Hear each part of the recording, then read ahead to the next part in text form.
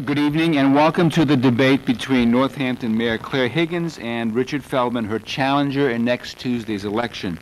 I'm Jim Foody, I'm the editor of the Gazette, and I will moderate the discussion tonight.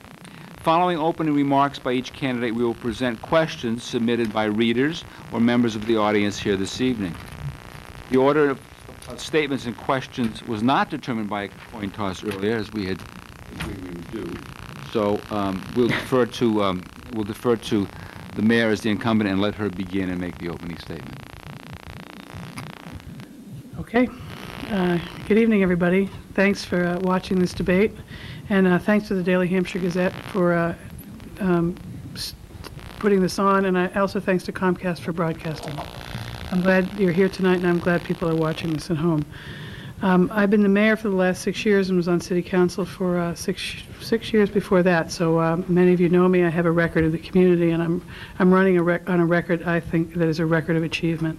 During the last 6 years, the city has undergone some pretty dramatic state aid cuts, as many communities have in Massachusetts, and we were in a recession, as the whole country was.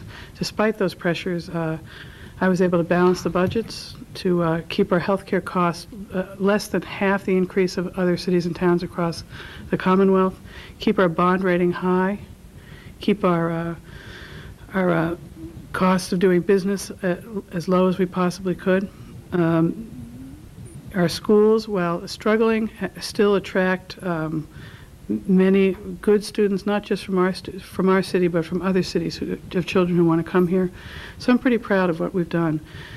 The city has a lot of challenges ahead of it. As we come out of a recession, there's some opportunities for us that we need to take advantage of. One of the areas of potential new growth, and I think will certainly be a positive new growth for the city, is at the state hospital. Over the last couple of years, I've worked hard on both the state and federal level to identify grant dollars to be invested in the state hospital so that we can see growth and development there.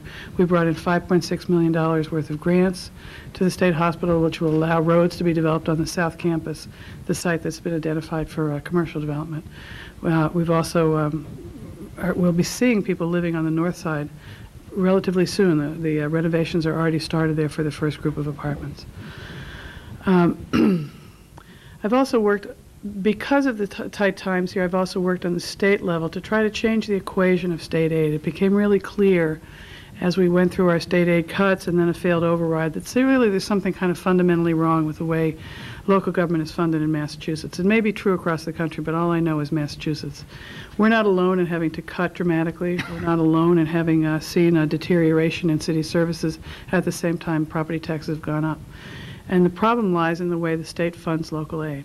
I was the only person from Western Mass asked to be on the Municipal Finance Task Force, a group that was chaired by John Hamill, chairman of the Sovereign Bank.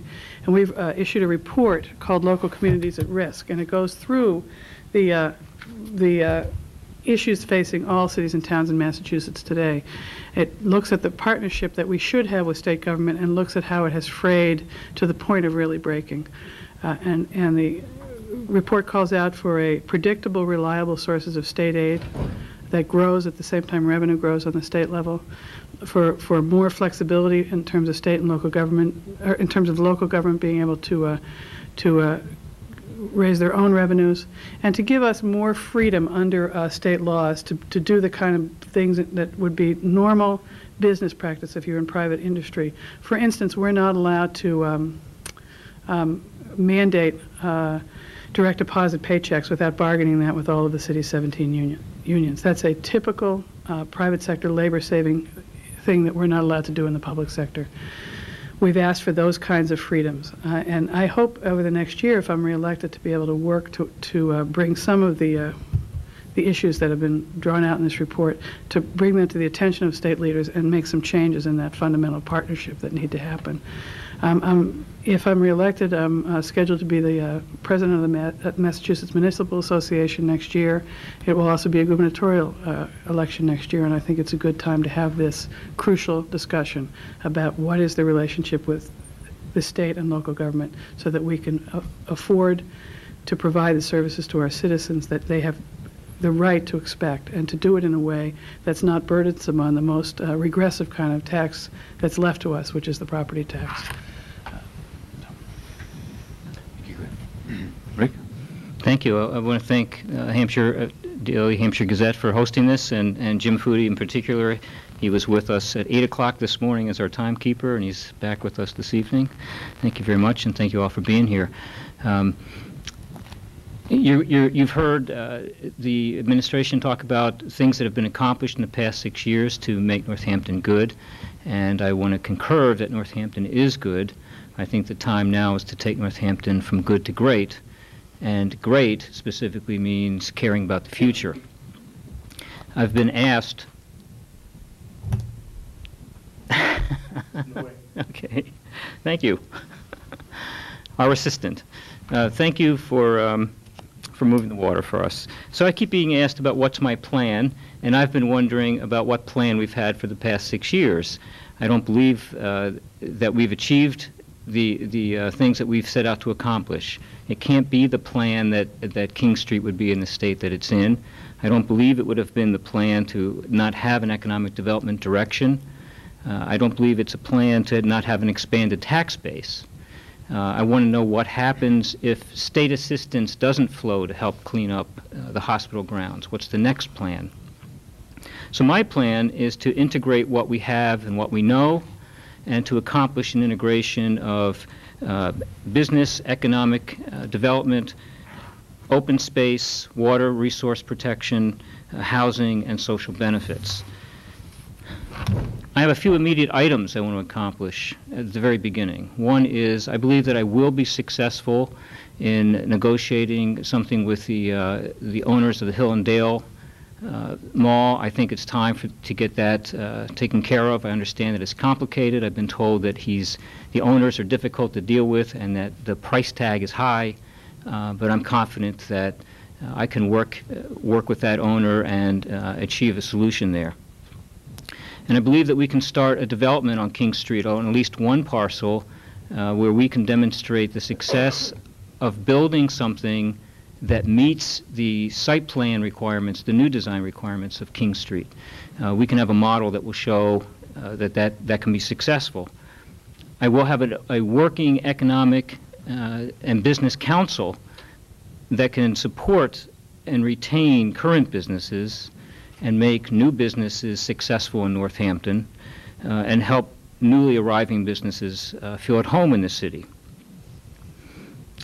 I believe that we can have a clean and safe and inviting downtown with public art as a centerpiece. And I think that by next summer you'll be able to see the changes and businesses will be able to experience the results. I want to bring interested parties together to protect open space and to identify a range of locations that can be available for business development. So I think it's time that we get things done and address that set of needs. I want to have a triage process that identifies the urgent things and get those urgent things addressed in the first 6 months of the administration. And at the core of that, for me, is economic renewal and economic development. That without a solution in business and economics, I think we're going to be at the mercy of state funding forever. Now, I understand that the state has beat up on cities and towns across Massachusetts. I don't deny that for a second. But it's time for a strategy that has two paths. One is to acquire the funds from the state, and the other is to have an alternative plan. And the alternative plan is to include business and economic development. I know all about the ratings of Northampton. I've read those. I know that it's a great place to eat, great place to shop, great place to visit. Those are consumer ratings. But we also have to pay attention to the ratings of those of us living in the city. We rank 305th out of 351 cities and towns in median household income. We still have a 10% poverty rate. Housing is still a challenge for us. 45% of our workforce is employed in services primarily at 4 major employers, and 25% of our workforce is in trade and retail.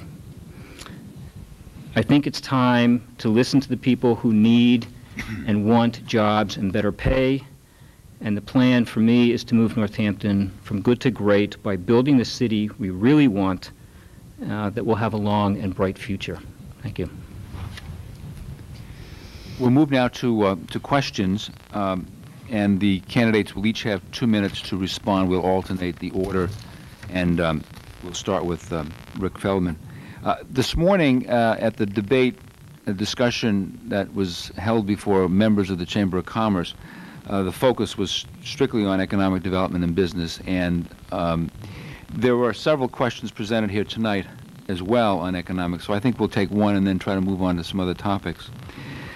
So the first question to Rick is, what specific steps will you take to bring more business and industries to Northampton?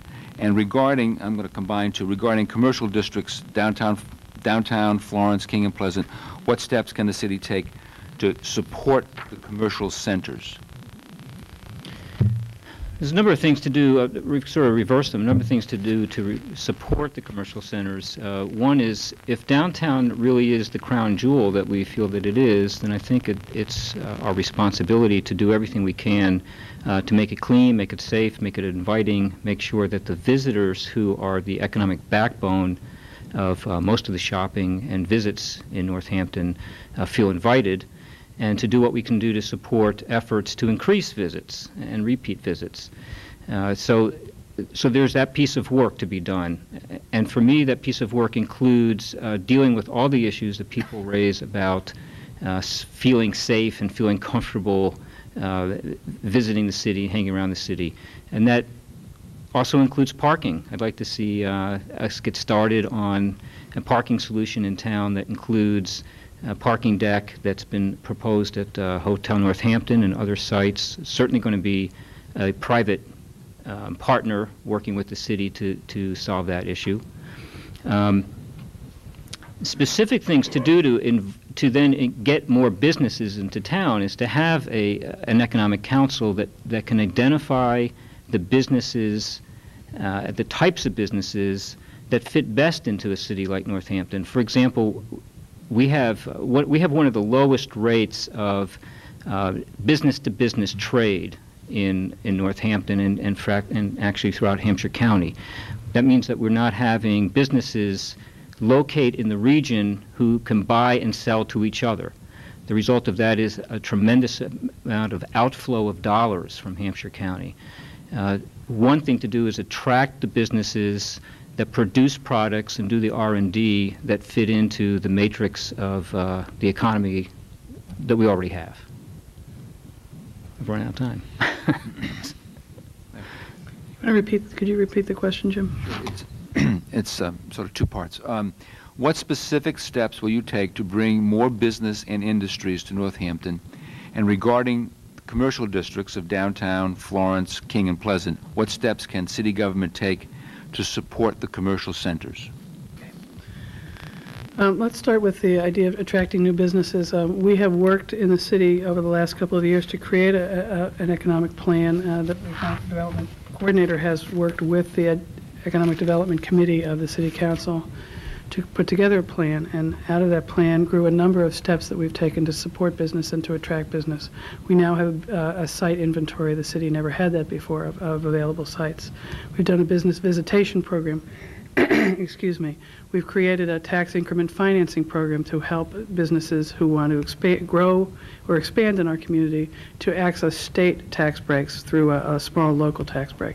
Those are all new under my administration. We've done a number of these were done in partnership with the business community, with the Chamber of Commerce. Secondly, I'd like to talk about the single biggest dilemma that we have here in attracting non-retail businesses, which has been the availability of land. And so that's why I've been really focused on the expansion at the State Hospital, because that's where the land is that will allow us to expand non-retail business. Now that we have the grants that were necessary to provide the infrastructure there, we will be able to start locating businesses there within 18 months to 24 months. We need land in this city. You know, if you drive north to Hatfield, the land opens up and flattens out as soon as you cross our border. The same thing happens south to East Hampton. So we have much more difficult land to develop. I'll have to take an opportunity to talk about downtown since my time is running out, but I have a lot to say about that topic too, and I think there are things that we're already doing and there's more that we can do. I knew that was coming. Okay, the next question will start with Claire Higgins. I'm a new resident of Northampton, just learning about my new community. Please tell me what you see as the most pressing issue facing our city, and what would you do to address it? In addition, why do you feel you are better qualified than your opponent to face this issue? Okay. I'm going to have a very hard time boiling it down to one pressing issue, but I think that the single thing that I'd like to work on in the next 2 years, which I think is a critical issue, is the idea of developing a comprehensive plan. I was very interested to hear Mr. Feldman's plan. What I didn't hear was citizen involvement in that plan. We're working now to create a comprehensive plan with the city, the first in 30-something years, to really tie together all the different disparate parts of our community and try to think through, as a community, what direction we want to go in. There's folks who've lived here for a long time who are feeling priced out of the city. There's people who've moved here who want to preserve open space and don't understand that that may be difficult to think about if you're a long-term resident. You see that as maybe land that you had planned on developing one day. I mean, there's a lot of splits in the community that need to be worked through together, and that's the process, I think, that the comprehensive plan, the way the comprehensive plan can be used to talk through a lot of disagreements, or really, sometimes they're not disagreements, they're just misunderstandings. We need to plan together in the area of housing, which is a critical issue. We need to plan together on the issue of economic development. That was a topic of a debate this morning, and I'm sure we're going to talk about it more tonight. There's disagreement about what kind of economic development people want in this city. There's not universal agreement on that question. We need to plan together on the question of open space preservation and the environment. That's another area of significant disagreement. So I think the single biggest issue that we need to take on is the comprehensive plan. I've been accused of neglecting that for the last 5 years. I've been dealing with the budget crisis that's been happening in every city and town across the Commonwealth, trying to navigate that. Now is the time that we can take on this planning process, and I'm excited and eager to do that. And I think I have the ability to do that because I have such a network of folks across the city who I can work with.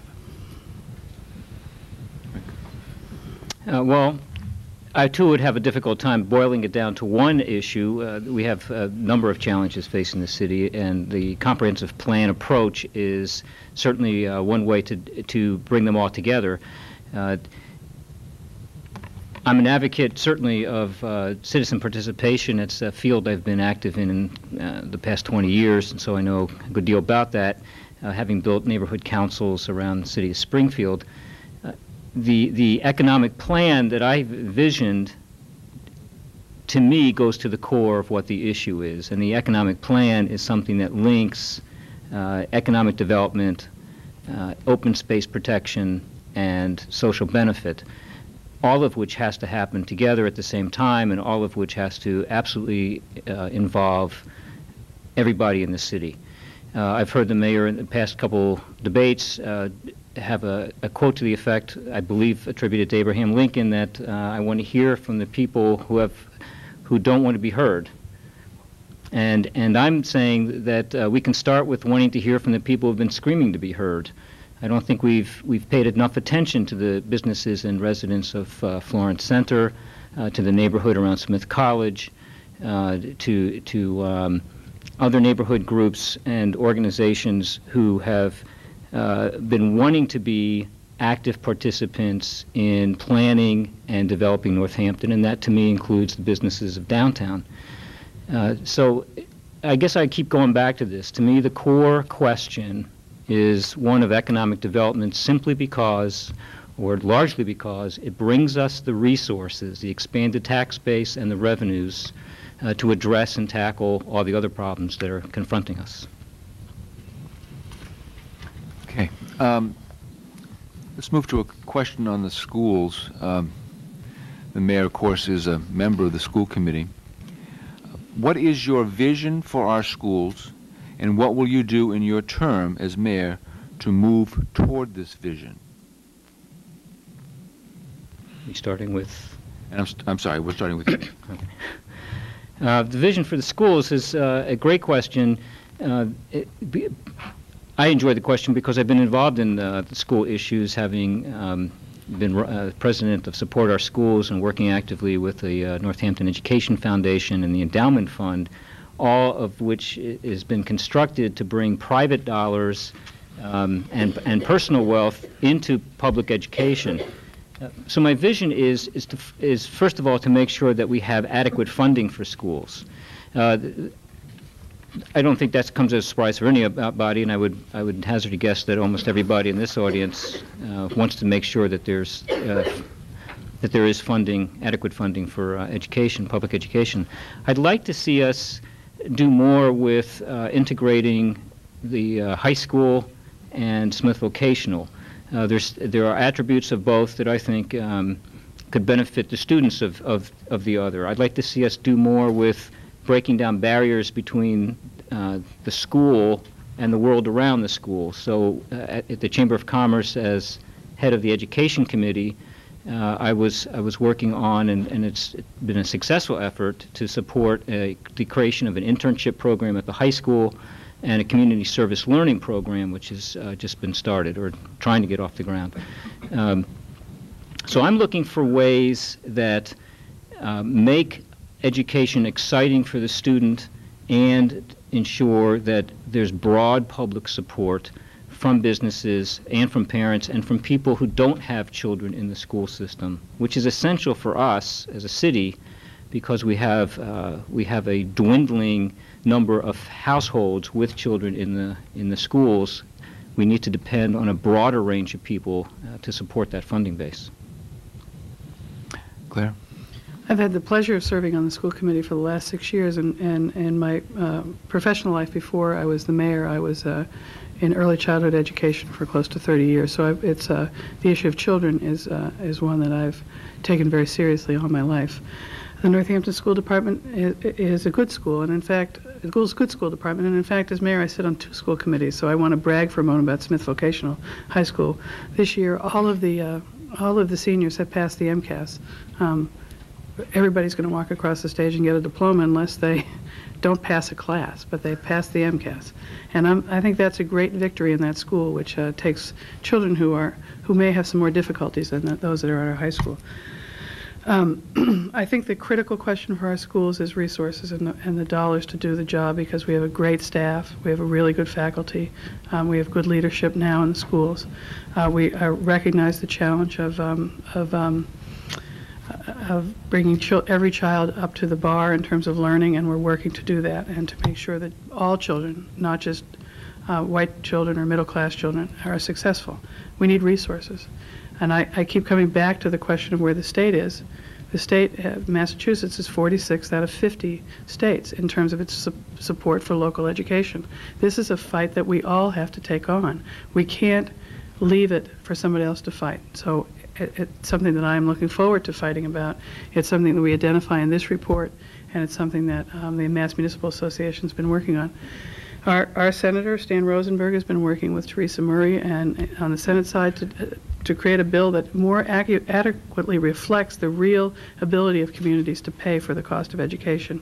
Mr. Feldman mentions our income. It's true, our income is lower and than the veneer of Main Street or some of the streets in our more wealthy neighborhoods would seem to lead us to believe.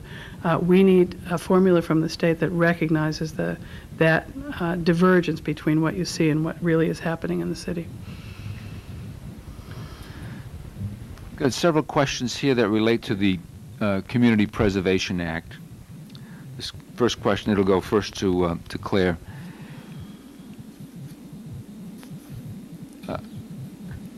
You've both offered mixed support for the Community Preservation Act. If you are not enthusiastic, why support it at all? Who gets the question first? You do. Okay. As the mayor, if someone says to me, how are you going to vote on a question of public policy, I think it's important for me to say how I'm going to vote. I don't think it's fair for me to say it's none of your business. So I'm going to vote for it, but I have mixed feelings about it. That's why I'm saying that. I have mixed feelings because I am worried about the stress on the property tax when it's our only local, clearly dedicated revenue that we have on the local level, and the CPA adds a burden to the property tax. That's my concern. The bill as it was originally filed would have been not had to put a stress on the property tax. Governor Cellucci, working with his Environmental Affairs Secretary, changed the funding mechanism, and here, this is the one we have today. Nevertheless, the City of Northampton could use some help, especially in the areas of historical preservation, and to some extent as well, the area of open space preservation. I will say that I think we're doing quite well in the area of housing production. We certainly could use help, but because of the expansion at the State Hospital, we're going to see some new housing up there that I think is going to be a real boon. And I mentioned the Smith College issue. My opponent and I disagree on that, but I will say that the agreement there for the college to replace all those units at 99 years of affordability is a benefit to the whole community. That housing is then a resource to the whole community. We're losing more housing in this city to condo conversion than we are to Smith College's expansion. And that housing, nobody's required to replace. It's just lost. So mixed feelings about the CPA. Starting to talk like George Bush Sr. Sorry about that, had a little moment. But citizens put it on the ballot. As an elected official, if somebody asks me the question, I'm going to give them the answer and what my full thought process is on it. And finally, there is money for the state that we should be able to get. I guess you're not going to hear a great variance in my answer. I mean, even as a citizen, I think it's important for me to be able to be clear about how I would vote. But it's definitely a struggle for me, and I think that I've had this conversation with the folks who are against it as well as the folks who are for it, and in what I think to be a strong dialogue where we struggle through this together, I like to be able to say that I would vote for it because for me it's a way to get back some state funds that in fact came from Northampton, legitimately belong in Northampton, but the only way we can get them back out of the state's clutches is to have this particular surtax. I'm not crazy about it for a number of reasons, and I do have reservations about its impact on a number of taxpayers. I have concerns about the way it's organized at the state level. I've heard people describe it as sort of a state-organized Ponzi scheme, and it sort of has that flavor to it. If you're one of the communities that votes into it towards the end, if you're one of the later communities, you may find that you don't get any of that state funding back. They could easily run out before that happens. We're early enough in the line that that's not going to happen for Northampton, but it's an interesting structure that the state came up with here. So again, I want the state funds to come to Northampton. I'm a very strong advocate of open space protection, and this looks like a way to have the funds available to us into the future to deal with that issue. And I'm also an advocate of historical preservation. So, mixed feelings. I want the money to do what we want to do. I hate the fact that it's organized the way it's organized. Got several questions with respect to public safety. We'll start with Rick. You've spoken about the need for safer streets. What's not safe now, and how could you make them safer? And would you comment on the crime statistics of Northampton versus other parts of the area as reported in the Gazette, and how would you address the crime issue? The safe streets issues that I'm most concerned about are the ones that we're most likely to be able to deal with, and they have to do with things like pedestrian safety, crosswalk safety, having sidewalks in places where there aren't any, but there's heavy traffic and fast traffic, and so I think those are urgently needed, and they're not overly complex. Traffic flow issue is more complex, and we have a long way to go to try to figure out how to plan what's the optimal way to move traffic through the city versus trying to move it too quickly or, just get it out. We also have to try to figure out how to get it through the city streets in a safe way and how not to create new traffic jams as we try to control traffic in one place, what happens in the place that spills over. The crime statistics, I'm not quite sure what crime statistics they're referring to, but I guess it was the recent FBI report that was reported in the Gazette. I know that that crime in Northampton has a interesting appearance to it, but what I've learned from the police department is that a significant number of so-called crimes of opportunity, which are the crimes that people fear the most. Somebody commits a crime on the spur of the moment. It's not a premeditated crime. It's someone sees an opportunity to steal something and they do it. These are survivors who live on the streets, find an opportunity to get some money and can do that. Significant number, more than half of those people, are from out of the city. And so it's not clear what Northampton can do about controlling that traffic that flows into and through the city of Northampton. One of the things that has been most important to me, and even when we were in this midst of the budget cuts that we had to do, was to try to keep a base level in terms of public safety. So both in the fire department and the police department, we held off on dramatic personnel cuts because I was so worried about that kind of baseline level of public safety. But we were having trouble filling those positions, so I was able to negotiate with both police and fire department to get out of civil service and open up the hiring process. And that has really been a home run in terms of the police department. We have 6 applicants now in the police academy which are going to be able to be out on the street and providing services to citizens. These were positions that were funded but not filled because civil service was so hard to work with.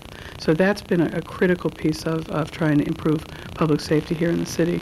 On the fire side, we created a backup ambulance service, which also has paid for itself and is providing increased public safety in the city. There's a lot of discussion about pedestrian and bicyclist safety, something that I've been concerned about. We built the first sidewalk that had been built, the first long length of sidewalk that had been built in a long time on Bridge Road as a part of an attempt to get children to school safely. We've also started plowing the bike path as a way to have children be able to get to school safely and to help bicyclists have another way to get around the city. We are in the process of, we actually have an agreement with UMass to create some traffic calming measures for the city. And the first place we're going to be applying those next year will be on the State Street corridor, which was repaved this year, but we didn't have engineering manual on traffic calming to implement. I have 15 seconds to talk about crime statistics. I will say that there is a concern about because we're such a magnet for folks to come here for lots of different events, the number of crimes committed by out-of-towners is high. We also have an issue with domestic violence in the community, which is serious and needs to be taken seriously. We've been working on that as well.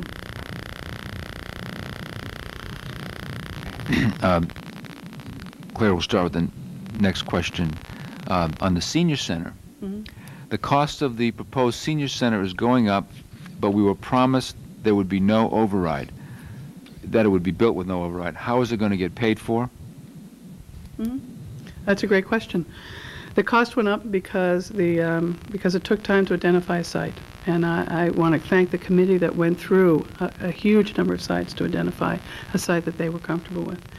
And I think the cost went up because, well, nevertheless, the cost is a little higher than we had initially had a back of the napkin or a little bit more than that ballpark number for.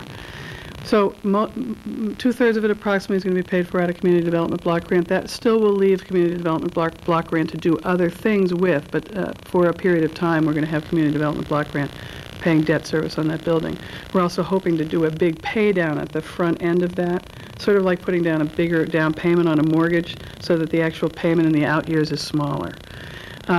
On the city debt side, I'm hoping I can do this in the minute and a half remaining to do a primer on city debt. But what we did was in the year 2000, as part of a process to create a real capital planning process. I asked the finance director to study our debt load and to figure out what portion of our debt was general funded debt that didn't have a revenue stream.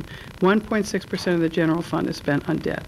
So what we did, even during the darkest times of our budget cuts, we didn't cut below that 1.6%. As old bonds are paid off, it creates room under that cap to take on new debt. We don't have to go out and have an override. We can add new debt as we retire old debt. Similar to what you do in your old household. When you pay down something, you can take on another obligation. We will be able to do the senior center under that debt cap without going out for an override. And I think we're going to be able to do it quite well. In fact, my goal is to also do a police station under that debt cap, which I think we can also do. The Capital Improvements Committee's recommendation on this is actually to go to ultimately 5% of the general fund to be spent on capital improvements. I think that's a good goal. It is, and as part of the Finance Committee's plan, it will take many years to get there. It strikes me as a fairly straightforward factual question that you asked, and I'm not quite sure that there's much to debate about. Well, I guess what I would do would be to ask, do you support the plan for the senior center? Do you support it would be carried out under your administration if you were elected mayor? Do you support the plan and the financing? Well, at this point, yes. I know that people want to see this senior center finally realized, and I think implementing the plan that the mayor has just outlined is the most rational and reasonable way to accomplish that. Now that I have some time, I want to go back to something about the crime statistics, however. And the mayor brought up something interesting, and that was domestic crime. And a key issue for us that I think we have to grapple with in this city is that domestic crime and crimes of opportunity always go up in times of a recession and always go up when human services are cut. So among all the things that we have to deal with if we're talking about lobbying at the state level is we really do have to address the need to adequately fund the things that prevent crime, as well as the things that, as well as police and opportunities to stop crime. We don't want our police department to become a social service agency. They're not trained for that. That's not their role in life. So we really need to make sure that there's adequate public funding and private public partnerships to do the kind of work, public education and crime prevention work, to address those particular areas. This would be a question first to you, Rick. Housing. Northampton is called a leader in developing affordable housing in the region, but many young families, including Northampton natives, are priced out of the market. What more can city government do to keep Northampton affordable for the average person?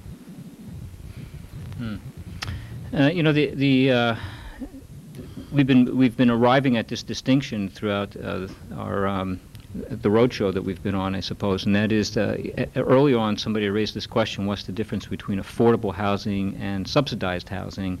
And I think we've arrived at a clear understanding that there is a difference. What we're talking about here is the affordable housing side, the market of housing. And with condo conversions happening on the housing side, and we lose rentals to housing, and with the escalation in housing prices, it becomes increasingly difficult to have any influence on the marketplace. So the only solution is to make sure that new housing is built either through renovation or through new construction, so that more housing enters the market at an affordable level. I know that there's various tools to apply. There's some opportunities to do that, but there's not a lot that the city can do other than work with developers. I think it's an opportunity to sit down with housing developers and other social agencies and look at actions we can take to increase the number of marketable housing, to make sure that the market rate offers a range of housing opportunities, and I think that that's where Northampton is struggling at the moment. Claire? Well, this has been an issue that's been near and dear to my heart for a long time. I actually got involved in city government because I was concerned about housing issues, and I was concerned about what could the city do about affordable housing, and I'll let you know that that was in the late 80s when we had a first spike in the cost of housing here in the city, and we had a condo conversion wave at that time as well. I think there are things that city government can do alone. And then I think there's things that we need to work with our partners on the state level to change. On the city government level, as a part of the comprehensive plan, I think we really need to look at our zoning and are there incentives or disincentives to create housing. Some communities have done inclusionary zoning, which means that if you, for every 10 buildings, every 10 units that you create, 2 of them have to be affordable. That's a tool that we can look at as a part of our comprehensive plan. Some communities have zoned for more density to allow there to be some economies of scale for the developer so that they are able to get more units and therefore drive down the price a little bit. I think there are tools that we can use, and I think we should use them, and we should identify what those are through a comprehensive planning process, because any of those things that we identify then have to go through the ordinance process, creating new zoning. And that has to be go through the democratic process and be voted on by the elected representatives of the people in the council. So that's, I think, the first place I would look.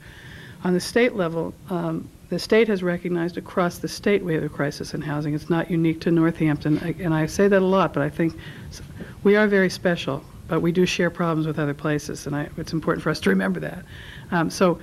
The state has identified this as an issue, and there's a large group of people trying to change the way zoning works in Massachusetts under the enabling legislation to give cities and towns some more control and allow us to preserve space that we want to keep as open space, to zone space where we want to have it developed, and to streamline how we do that. We need to work with those folks. Okay. Next question will be addressed first to Claire Higgins. Regarding youth in the city, what can city government do to make Northampton a better place for teenagers? You know, that's a really interesting question, because actually Northampton is a pretty darn good place for teenagers. When I go downtown and there's teenagers downtown, I'd rather see them on Main Street in downtown than out in the meadows or somewhere else. So I think downtown Northampton is a pretty good place for teenagers. The merchants and I don't always agree on that, but I have said that, you know, those teenagers someday may be your customers. And we need to figure out how to make our city welcoming to teenagers. And I created a youth commission in the city with the help of Councilor Bill Dwight and the other councilors, and I meet with youth on a regular basis and hear about some of the issues that they have. That includes feeling welcomed in our downtown. That includes finding employment. That includes the issue of drugs in the city. That's serious drugs that youth are involved in. We need to work on the school level. We need to work on a community level to work through those issues with youth. On a governmental level, I'd like to see youth being more involved in our decision making. That was part of the reason why I created the Youth Commission. We've worked on some issues together. This year, it's a new year, so you have to see which way the group wants to go. I think we as adults have a responsibility to help grow and develop the next generation of civic leaders. And one of the ways I see that doing that is working through the Youth Commission. So just thinking about the things that I am prioritizing, civic leadership, which we're doing through the Youth Commission, the issue of drugs and alcohol, which I hope that we can focus on more, especially at the schools, but I'm going to challenge parents in this community to be willing to take on that as well. And the question of kids being welcome and accepted in our city and not feeling marginalized as they go downtown, I think is a critical part of making kids comfortable here. Rick? Yeah, I think, again, this is a situation where I think I'm going to add to rather than disagree in any substantive way. We were asked a question in a recent debate about what were our concerns about people who were hanging around downtown, and I thought that they were referring to youth, and my sense was the same. I kind of like youth hanging around downtown. I think that's the appropriate place, and when I was a teenager and I was in college, that was a great place to be able to be. I think that what we could do to make that more rewarding of experience is to try to find more things for youth to do when they're in town, more opportunities, a place to be, things to do, a way to feel welcome and be in town without feeling that they're also obstructing or causing any kind of conflict with store owners or business owners. And most of the I think most of the people that are in town that I've talked to understand that they're not interested in causing trouble. They haven't tended to cause trouble, and when the opportunity comes along to respond positively to a store owner, kids typically do. So, in terms of the town issue, I think it's just finding additional things for kids to be able to do while they're in town. The Youth Commission is a wonderful opportunity for kids to get involved in city government and be able to take up the banner of feeling strong on their own feet to be able to counter the urges of other kids to getting engaged in drugs and alcohol abuse. So I think we need to work with families, we need to work with households, and we need to work with the kids who know how to stand up against that and strengthen their voice so that they're a better representative. Okay. Got several questions. Let's stay with downtown for a second, and this will go first to Rick. You've talked about the issue of panhandlers downtown. What would you do about the problem of panhandlers downtown, and what would you do about parking? Parking and panhandlers. Do they go together? I don't know.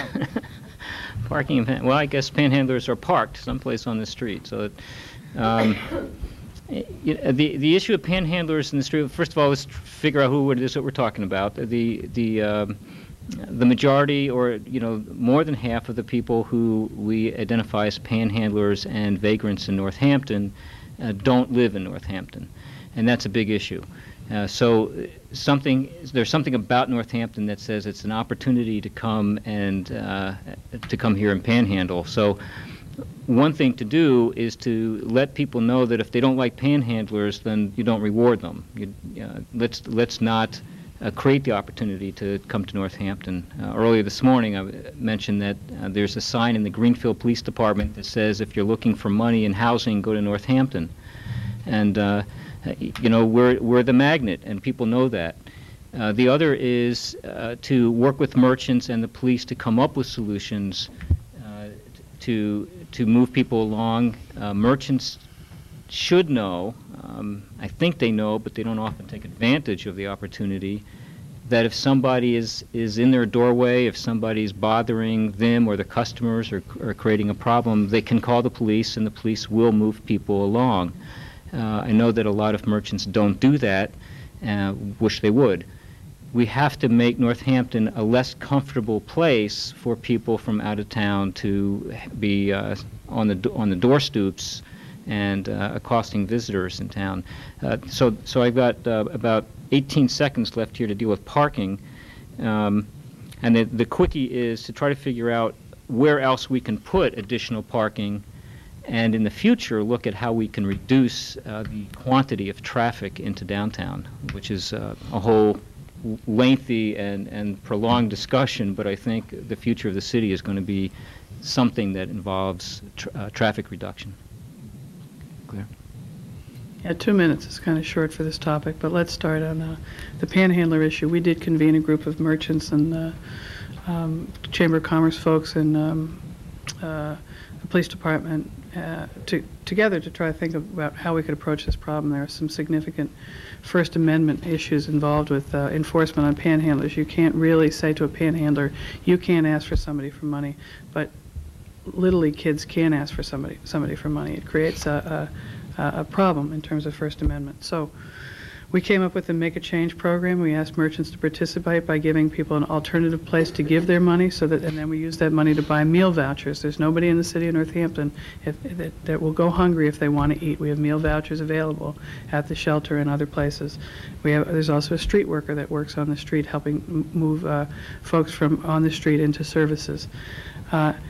It's a program that was met with mixed success. When we were forceful with people and said, don't give money to panhandlers, they reacted, some people, quite badly. Don't tell me what to do with my money. If I want to give it to panhandlers, I'll give it to panhandlers.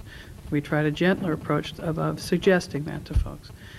We're not getting the kind of money in the cans that would actually help us do what we need to do. So we're still subsidizing the food vouchers because it's the right thing to do and people shouldn't go hungry. But our panhandlers, I hate to say it, are entrepreneurial in nature, And they know that, as Mr. Feldman has said, is that they can, if they come here, they might make some money. We've been working on the parking issue here in the city. We've made some changes. Some have been met with some welcome. Some have not been so popular. I'm happy that we have a new parking director who has, I think, tried to put some rationality into the system. I hope people have enjoyed the new system in the parking garage. I know I have. And there are at least 2 sites identified to expand decks onto, if we can do them. And the question is how to fund those decks. You.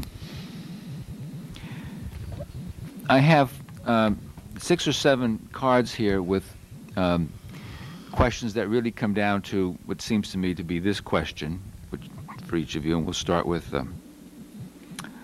Claire. Describe your qualifications for the job and how you differ from your opponent.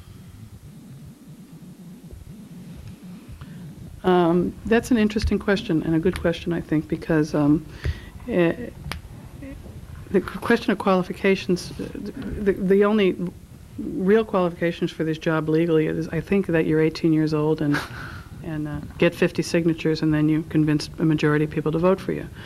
But what I brought to this job is a long-standing history of working with people in various capacities, as a daycare employee, as a daycare center director, as a union organizer, working with young parents in our community, as an activist on housing, as a member of the Northampton Housing Authority Board of Commissioners, as a member of the Council for Children here in the city of Northampton, so a long-standing involvement and interest in people's lives.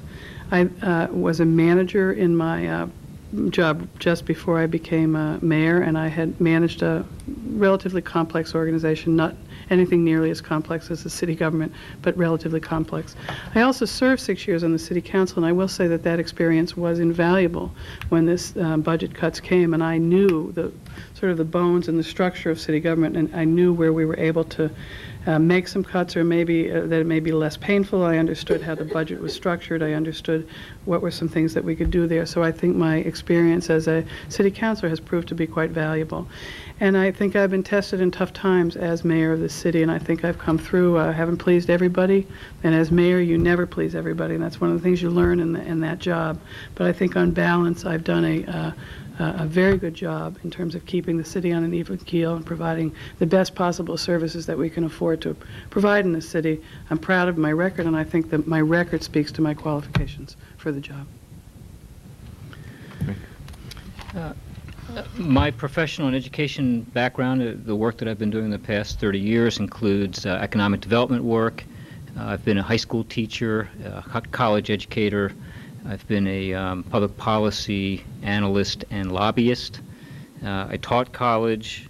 I've been a neighborhood organizer, a land use planner, and working on environmental issues, and a public administrator.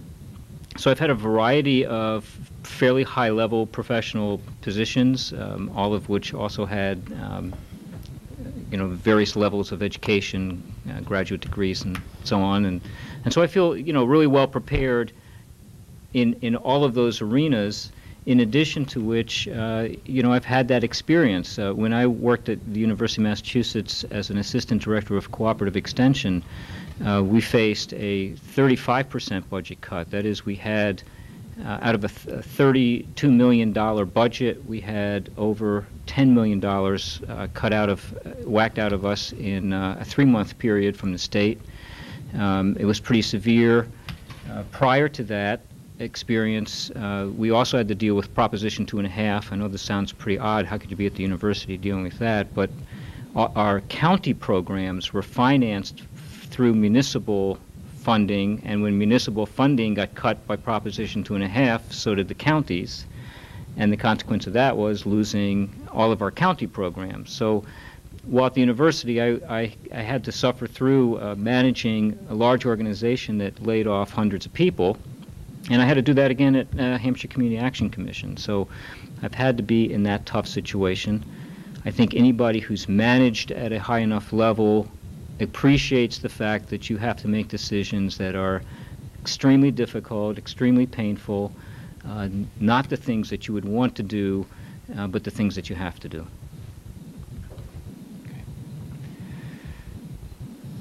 We'll move now to closing statements, and each candidate has been offered 2 minutes to offer a closing statement. And we will start with Rick Feldman. I want to reemphasize the importance of economic development in the core solutions that are facing our city. I keep coming back to that because for me, when I think about economic development, I'm thinking about the capacity for a town or a region to capture wealth, to create wealth and capture wealth for community benefit. I'm not thinking about making a few people rich, I'm thinking about making a community rich, to share resources to solve common problems. And I think that a major solution, a major component to what we have to accomplish in Northampton is to have the financial base, and that has to include seeing Northampton as part of a region, seeing it as a partner with other towns, and seeing it as a partner between businesses and citizens to solve problems. And I think I've got the experience and capacity to make that work for us. I've done it. I've worked with a couple hundred cities and towns around the country. Every one of them's unique. There aren't any cookie-cutter solutions. Everything that you do has to be tailor-made for a specific set of solutions. So I know how to do that kind of work, and I think that I bring that capacity and capability to Northampton for the future. And I hope that you'll vote for me on November 8th. Thank you very much. Claire. Thanks. I want to thank the Gazette and Mr. Feldman for having this debate tonight. I've said in other forums, and I'll say it tonight, I'm grateful that Mr. Feldman ran for mayor because it's given me an opportunity to talk about what I've been doing for the last 6 years. And I'm proud of the record I have as your mayor for the last 6 years. You know, I love my job. I love working for the city of Northampton, for the people of the city of Northampton. This is a great city. And yeah, we have struggles and we have challenges, but we have people in this city who work together incredibly well to try to solve the problems that we have here in the city. I'm excited to think about going ahead with a comprehensive plan here to involve all sectors of the community and have them working together to try to solve some of our problems. I'm excited to continue the work that we've started on reorganizing our finance department. It's kind of a dry topic, I know, but I'm excited about the fact that we're trying to figure out how to reorganize our finance department so that we can deliver services to citizens in a better way and a more cost-effective way. I'm excited about the work that we're doing in terms of the traffic safety and the traffic calming and the building of sidewalks. Those are kinds of things that are near and dear to my heart. Every fall, or just about every fall, I try to get out to the schools as often as I can, but I've been trying now to go out in the fall and have lunch with kids at the various schools, and it's just a great opportunity to talk to kids and to talk to staff about really what our future is of these kids. And we have an extraordinary commitment in this community to that future, to those children, and I want to be a part of continuing that and making that happen. My work here in the city, and then to take that on the state level and really work together with our sister and brother cities and communities across the Commonwealth to bring back the fair share to all of us to create wonderful, livable communities. I hope that you can see a way clear to vote for me on November 8th, and I thank you for all your support that you've given me so far. Thank you. Thank you. And thanks both to Claire and to Rick, not only for tonight's debate, but for your willingness over the last few weeks to discuss and debate issues facing the city in a number of forums. I think that's been terrific. It's been a very healthy and responsible dialogue. And I just want to remind people that there are also lively races for City Council, School Committee, and the Forbes Library Trustee, as well as the Community Preservation Act question on the ballot next Tuesday. I urge everyone to turn out and vote. Thank you very much. Thanks.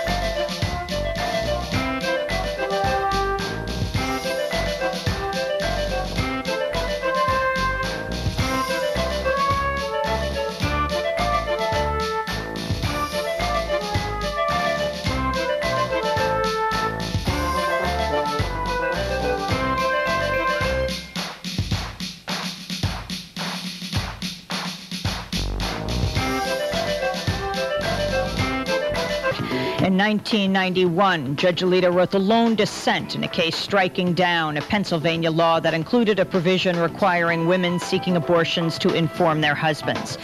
Then we'll take a look at the indictment of Louis Scooter Libby in the CIA leak case. We'll speak with former CIA agent Larry Johnson. And the body of civil rights pioneer Rosa Parks lies in honor in the Capitol Rotunda. She is the first woman and second African American to lie in state. We'll take a look at her life and go back to 1956 to air a rare interview with Parks, which aired on Pacifica Radio's KPFA. I felt that I was not being treated right and that I had a right to retain the seat that I had taken as a passenger on the bus. The time had just come when I had been pushed as far as I could stand to be pushed, I suppose. All that and more coming up. Welcome to Democracy Now!, democracynow.org, the War and Peace Report. I'm Amy Goodman. President Bush is nominating federal appeals judge Samuel Alito Jr. to the Supreme Court. Alito's nomination comes just 4 days after Harriet Miers withdrew her nomination. The 55-year-old Alito is widely seen as a judicial conservative who's been nicknamed Scalito for his philosophical similarities to Justice Antonin Scalia. The Christian right has been lobbying Bush to pick a candidate who will oppose abortion rights and overturn Roe v. Wade. In Alito, Bush has picked a judge who has been involved in one of the most significant abortion cases in recent years.